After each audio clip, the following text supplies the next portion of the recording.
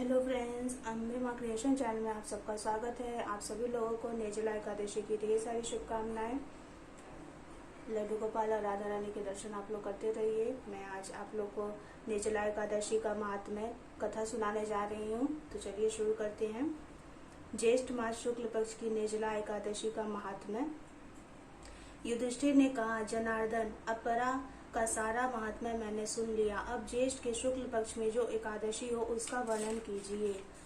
भगवान श्री कृष्ण बोले, राजन, इसका वर्णन परम धर्मात्मा सत्यवती नंदन व्यास जी करेंगे, क्योंकि ये संपूर्ण शास्त्र के तत्वज्ञ और वेदांगों के पारंगत विद्वान हैं। तब वेद व्यास जी कहने लगे, दोनों ही पक्षों की एकादशियों को भोजन ना करें।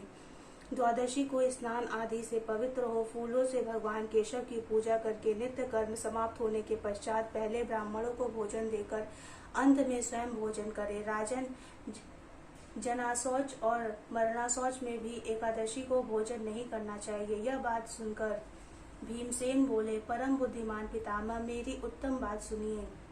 राजा युधिष्ठिर, माता कुंती, द्रौपदी, अर्जुन, नकुल और सहदेव ये एकादशियों को कभी भोजन नहीं करते हैं तथा मुझसे भी हमेशा यही कहते हैं कि भीमसेन, तुम भी एकादशी को ना खाया करो, किंतु मैं इन लोगों से यही कह दिया करता हूँ कि मुझसे भूख नहीं सही जाएगी।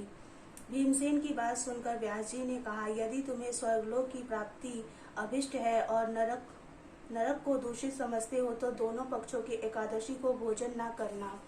भीमसेन बोले, महाबुद्धिमान पितामह, मैं आपके सामने सच्ची बात कहता हूँ। एक बार भोजन करके भी मुझसे व्रत नहीं किया जा सकता, फिर उपवास करके तो मैं रह ही नहीं सकता हूँ।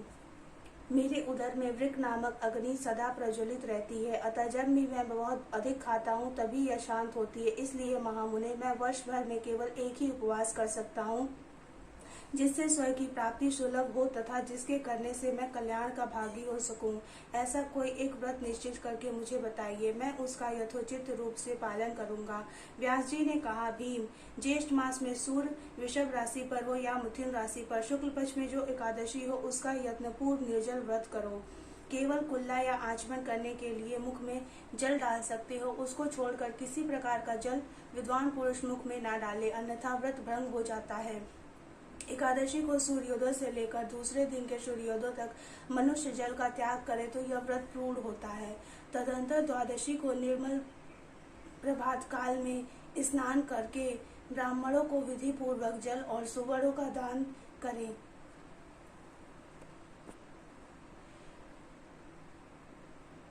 इस प्रकार सब कार्य पूरा करके जितेंद्रिय पुरुष ब्राह्मणों के साथ भोजन करे।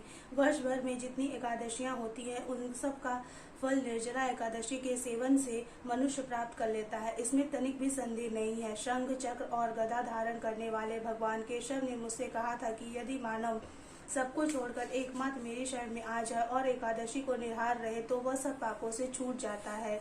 एकादशी व्रत करने वाले पुरुष के पास विशालकाय, विकराल आकृति और काले रंग वाले दंड पाशधारी भयंकर यमदूत नहीं जाते। अंधकाल में पीताम्बरधारी, सौम्य स्वभाव वाले, हाथ में सुदर्शन धारण करने वाले और मन के समान वेग वाले विष्णु दूत आकर इस वैष्णव पुरुष को भगवान विष्णु के धाम ले जाते हैं। अतः निर्जला एकादशी को पूर्ण यत्न करके उपवास करना चाहिए। तुम भी सब पापों की शांति के लिए यत्न के साथ उपवास और श्रीहरि का पूजन करो। स्त्री हो या पुरुष आदि, उसने मेरु पर्वत के बराबर भी महान पाप किया हो तो वह सब एकादशियों के प्रभाव से भस्म हो जाता है। जो मनुष्य उस दिन जल के नियम का पालन करता है वह पुण्य का भागी होता है। उसमें एक एक पहर की कोटि कोटि स्वर्ण मुद्रा दान करने के फल का प्राप्त होता है, ऐसा सुना गया है। मनुष्य निर्जला एकादशी के दिन स्नान, दान, जप, होम आदि जो कुछ भी करता है वह सब अच्छा होता है। यह भगवान श्री कृष्ण का कथन है। निर्जला एकादशी को विधि पूर्वक उत्तम रीति से उपवास करके मानव वैष्णव पद को प्राप्त कर लेता है। जो मनुष्य एकादशी के दिन अन्न खाता है वह पाप भोजन करता है। इस लोक में वह चांडाल के समान है और मरने पर दुर्गति को प्राप्त होता है। जो श्रेष्ठ के शुक्ल पक्ष में एकादशी को उपवास करके दान देंगे वे परम पद को प्राप्त होंगे। जिन्होंने एकादशी को उपवास किया है वे ब्रह्म हत्यारे, शराबी, चोर तथा गुरुद्रोही होने पर भी सब पातकों से मुक्त हो जाते हैं। कुंती नंदन, निर्जला एकादशी के दिन श्रद्धालु स्त्री पुरुष के लिए जो विशेष दान और कर्तव्य विहित है उसे सुनो। उस दिन जल में शयन करने वाले भगवान विष्णु का पूजन और जलमयी धेनु का दान करना चाहिए अथवा प्रत्यक्ष धेनु या घृतमयी धेनु का दान उचित है। पर्याप्त दक्षिणा और भांति भांति के मिष्टानों द्वारा यत्न पूर्वक ब्राह्मणों को संतुष्ट करना चाहिए। ऐसा करने से ब्राह्मण अवश्य संतुष्ट होते हैं और उनके संतुष्ट होने पर श्रीहरि मोक्ष प्रदान करते हैं। जिन्होंने श्रम दम और दान में प्रवृत्त हो श्रीहरि का पूजन और रात्रि में जागरण करते हुए इस निर्जला एकादशी का व्रत किया है, उन्होंने अपने साथ ही बीती हुई 100 पीढ़ियों का और आने वाली 100 पीढ़ियों का भगवान वासुदेव के परम धाम में पहुंचा दिया है।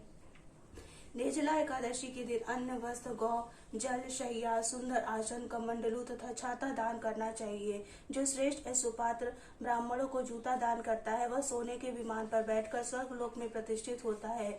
जो इस एकादशी की महिमा को भक्ति पूर्वक सुनता है तथा जो भक्ति पूर्वक उसका वर्णन करता है वे दोनों स्वर्गलोक में जाते हैं। चतुर्दशी युक्त अमावस्या को सूर्य ग्रहण के समय श्राद्ध करके मनुष्य जिस फल को प्राप्त करता है वही इसके श्रवण से भी प्राप्त होता है। पहले दंत धावन करके यह नियम लेना चाहिए कि मैं भगवान केशव की प्रसन्नता के लिए एकादशी का निराहार रहकर आचमन के सिवा दूसरे जल का भी त्याग करूंगा।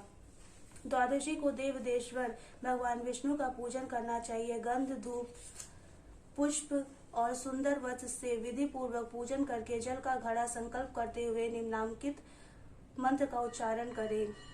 देव देव हृषिकेश संसार वण तारका उदम कुंभ प्रादुनेय माँ परमा गतिम। संसार सागर से तारने वाले देव देव हृषिकेश, इस जल के घड़े का दान करने से आप मुझे परम गति की प्राप्ति कराइए। भीमसेन ज्येष्ठ मास की शुक्ल पक्ष की जो शुभ एकादशी होती है उसका निर्जल व्रत करना चाहिए तथा उस दिन शेष ब्राह्मण को शक्कर के जल के घड़े दान करने चाहिए। ऐसा करने से मनुष्य भगवान विष्णु के समीप पहुंचकर आनंद का अनुभव करता है। तत्पश्चात द्वादशी को ब्राह्मण भोज कराने के बाद स्वयं भोजन करे। जो इस प्रकार पूर्ण रूप से पाप नाशिनी एकादशी का व्रत करता है वह सब पापों से मुक्त अनामय पद को प्राप्त होता है। यह सुनकर भीमसेन भी इस शुभ एकादशी का व्रत आरंभ कर दिया। तब से यह लोक में पांडव द्वादशी के नाम से विख्यात हुआ।